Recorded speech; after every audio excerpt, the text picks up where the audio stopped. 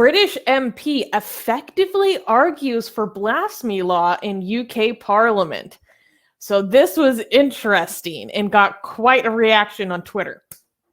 On July 6th, Bradford Labour MP Naz Shah delivered a passionate speech in Parliament during a discussion for the Police, Crime, Sentencing and Courts Bill.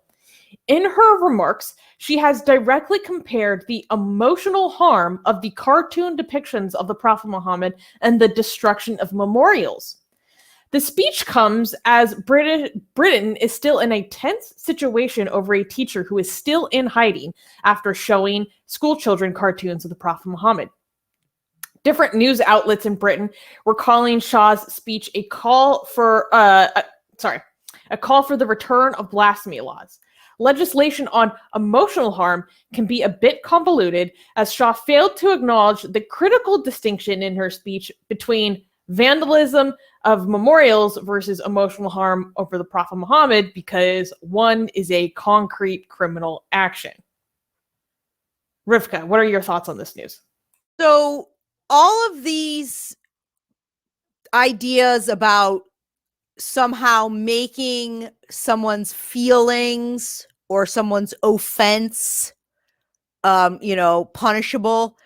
This is just the absolute slipperiest of slopes, because whenever I hear these things, I always ask the question, okay, well, who decides what's offensive and what's not? And is this fixed or is it mutable? Does it change depending on the context, whether it's a joke, the times, all of these things? And then who decides, right? And if it's fixed, then forevermore, this means this is offensive, and you're making these decisions for people. This whole thing, it just keeps spiraling into this huge, absolute slippery slope. Offense is often the price one pays of living in a free and open society. Hell yeah, it is. So you can be offended. That is absolutely your right. But it is not your right to force others to view things the same way you do, to force them to submit to your version of what is offensive. If you don't like the speech, you don't have to listen, or you can respond back. I just wanted to flesh this out a little bit more so we have a better understanding of what exactly the sticking point was. So she was talking about this, I'm just going to call it like the crimes bill for short, which was sponsored by the Secretary of State for the Home Department, Priti Patel. Shah claimed that the UK, so basically this is about damage to memorial statues. And so this MP claimed that the UK Parliament is ramming through the bill with provisions extending sentences for damage to a memorial from a mere 3 months to a disproportionate 10 years. And this significant change has become the primary motivation of Shah's argument during her speech. She insinuated that cultural and social figures such as Oliver Cromwell and Winston Churchill receive additional protection over religious figures such as the Prophet Muhammad. Using the term emotional harm, she then equated disrespectful cartoons to the vandalism of these memorial statues. I think this whole thing about the damage of memorial statues is probably coming after a lot of public vandalism during Black Lives Matter protests and riots in the UK. That's an assumption on my part. So, but the thing is, I do think she may have a point that if you vandalize something, going to prison for 10 years does seem a little excessive. If someone's hurt, maybe then you change it. But, does the state have an interest in paying to keep someone in jail for 10 years because they sprayed, some obscene word across the base of a statue? That seems to be a valid point to argue. But to talk about the protection of these figures, within the discussion, I think that she's conflating it. They're not talking about protecting them as an idea or something you can't speak about. They're talking about a concrete act. And I imagine if there happened to be a statue of any other religious figure, Muhammad or whomever, although Cromwell's kind of religious, but another religious figure, if there was an actual physical statue, it too would fall under the law that it cannot be vandalized, because vandalism is a crime against the state, not just and that's the thing that people don't seem to understand. When you codify these things, the state says this is a crime against the state, and we will punish you for this. So someone saying something or publishing a picture that makes you feel bad is in no way the same as destroying an actual existing thing that is owned by and paid for and maintained by the government, which then means the people. I'm going to defend her. Wait, can I just say one more thing? Because I want to give you one more piece of information, and I want to see if you still want to defend it. So her party is opposing this bill, but actually she is seeking to expand the bill to include religious figures, claiming that the emotional harm is valid regardless of the vantage of it being religious or secular. So that's where a lot of the outrage, especially from organizations. And how does she Rivka, can I get in? I want to ask a question about what Susanna said.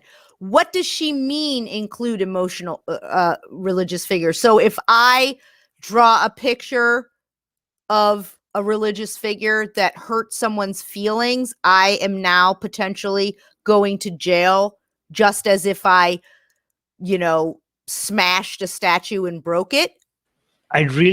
Guys, you really need to be able to cut things a bit shorter, so for other people to be able to speak as well. Suze, also please answer this while you're at it. What was the reasoning behind the increasing the punishment for up to 10 years, you said, for the vandalism? Yes, I'm not sure what the reasoning for the extended sentence was. I think this might be kind of a conservative knee-jerk to a lot of the vandalism that was happening during the BLM riots of last year. That's a guess on my part, speculation. So that's a key part, because I would because sometimes some people suggest a bill or something, a law, to make a point about how unwarranted something else is. I don't know if this is the case here. I'm just assuming. I'm just saying. I can imagine a world where this would make sense. Okay. So let's say, for example, we're like, guys, this is not the same. This is not the same. Vandalizing actual property where taxpayer money has been spent on building something, this is not your property and you're destroying it, is not the same as your fifis getting hurt. Okay. Like, that's not the same harm. There's not, the damage there is not the same thing, right? So, however, what is the argument from going to 3 months to 10 years? If the argument there is because these are culturally significant to people, right? Or people have emotional attachment, like if the conservatives are like, this needs to be 10 years, not 3 months. Well, why? It's because of your fifis, right? It's because if this was only because of vandalism, then it would be 3 months.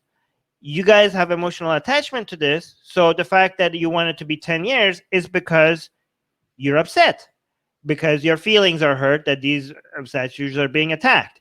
So if that's now grounds for punishment, if your hurt feelings are grounds for punishment, then why stop there? Why not also make it the law to hurt people's feelings for, I don't know, Islamic related stuff? So this is the most charitable way I could spin this. What do you think? I mean, I kind of get it. I think she's trying to make like kind of a bad form of a secular argument, saying like, why are you privileging these figures over other figures? But then, I don't know, a lot of it is confusing to me, like this conflation between just... No, I made it very clear. The conflation was not that these are actual property, these are physical things, and offending people's religion is not a physical thing, it's only their feelings. The increasing it for 3 months to 10 years, because if it's vandalism, if it's actual property that you're worried about, then we already had the punishment for it. The fact that you're increasing it to 10 years is only because of your feelings. It's beyond just property damage. This is a law that is now going to protect your feelings. This is you conservatives, you like these figures, you're getting hurt emotionally because the 3 months already covered the fact that this was property damage. Everything that you're adding is only because of your feelings. So if we're changing laws based on feelings, then we could have other laws based on feelings. So that's not conflation. Actually, I think that that's not what they're saying, because it doesn't say that they're going from 3 months to 10 years. They're saying up to 10 years. So what that means is you could still potentially go to jail for 3 months for vandalizing something. It may depend on the damage, the cost of the monument, how much, vandalism you did. Did you do 10 monuments or did you do 1? No, that's not my point. It may also depend on your priors, if this is the 16th time they've caught you. So I think that might be part of what they're trying to say. They also might be trying to send a message to everyone saying, we're not going to take vandalism anymore. So think twice before you vandalize something, because maybe it was a lower sentence, but now you could be punished more severely. So the 10-year suggestion, was that for just these statues, or like you could vandalize a billboard that has nothing to do with these figures and you could get 10 years? It's to a memorial, whatever that may be. There we go. My steelmanning of this politician is now complete. Okay, if I go vandalize, I don't know, a bench in a park, and I get 3 months, but I go vandalize a memorial, and you conservatives are suggesting that I should get 10 years, then this is about feelings. This is feelings. This is not just about vandalism.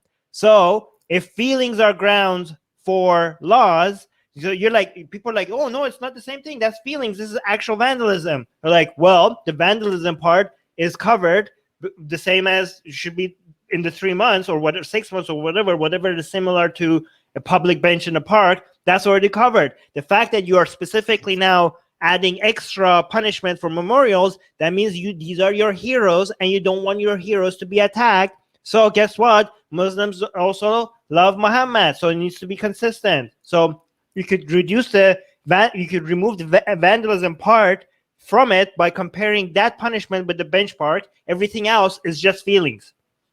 See, I think I get what you're saying, and I think that there is some validity to this, but there's all kinds of laws that sometimes it's the same crime, but depending on the circumstance, it can be a higher charge, or they make levels of crime. There could be levels of vandalism. I don't know. I'm not saying that I necessarily know about this, but there's all kinds, there's misdemeanors in the United States. There's, levels A, B, and C misdemeanors. There's, felonies also. They're all felonies or they're all misdemeanors, but they are sometimes, depending on the situation, the context, and what it is exactly you're doing. So yeah, I already removed all those elements by comparing that element with the bench part, right? But a bench may not be worth as much cost wise.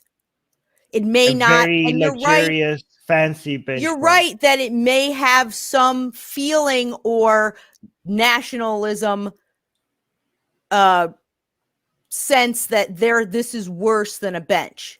but the law already does that with sometimes similar crimes. So I'm just not sure. But your point is definitely very interesting and makes some sense in a lot of ways. It would make sense, and I would feel better if she had made that argument in the form of opposition to this bill as to why it is bad, instead of, in fact, that's why we need to expand it. So that's my problem with this lady. Susie, the problem is that she's not as good as a politician as I would be. This is why I'm steelmanning here, because I'm making a better argument for her position than she is. Right? But she should be opposing it for those reasons, not supporting its expansion. I know. I'm just doing her job better.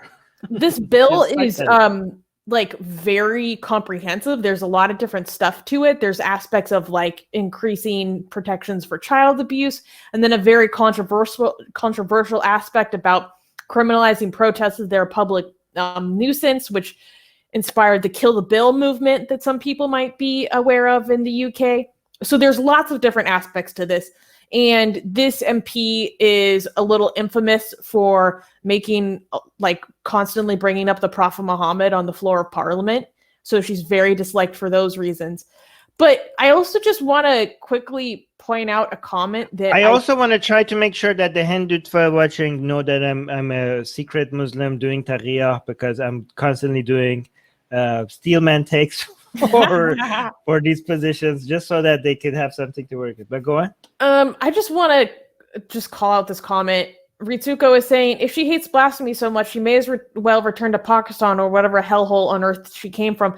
Ritsuko, she was born in Bradford. She was born in the UK.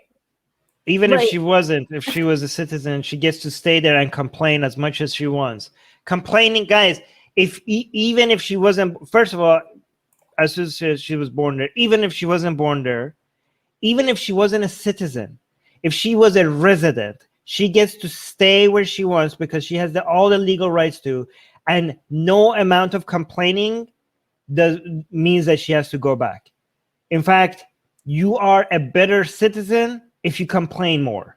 You are a better citizen and a resident for your country the more you complain. Complain all you want. If you are complaining, you are part of, challenging the status quo and improving things. Even if you're on the wrong side, I still support anybody who wants to complain. Even if I disagree with them, complain all you want. Try to change things. She's a politician. Her job is to try to change things and make things better. Maybe we disagree with her, but guys, you could be not a politician. You could have hey, here's the thing. It could be your first day in United Kingdom. You just came from Pakistan. You just stepped on the United Kingdom. You're neither a citizen or a resident. On your first day, you get to complain all you want, and nobody can tell you you have to go back. You could complain nonstop all the time that you're in UK about everything, and nobody could tell you that you have to go back. You could be wherever you want, legally. All right. Cool. All right. Can we clap for the next news? Yes. Oh, wait. Did you guys have anything else to say? Sorry. No. We have a lot of fairly good news this week. Wait, let me look at this. Do you give the same rights to Tommy? What do you mean? Do we tell Tommy? Of course. What the hell? No, Tommy has to go back to where? No. He has to leave. No, we don't give the same rights to Tommy. Tommy has to leave United Kingdom and go. Well, no, yeah. We're gonna make him stateless. We're gonna make Tommy stateless. Yes. No, guys. He's gonna go chill. Think before you say things. Hey guys, if you're a fan of Blasphemy and Sexy Callie, like me, then you need to be sure to subscribe to our newsletter, link in the description below. Because if you subscribe, we will send you a free copy of our Blasphemous Art ebook. And let me tell you, it is the tastiest blasphemy that you can find anywhere available today. And we are so generous with our blasphemy that we continue to send you more blasphemy every week. So make sure to subscribe, link in the description below.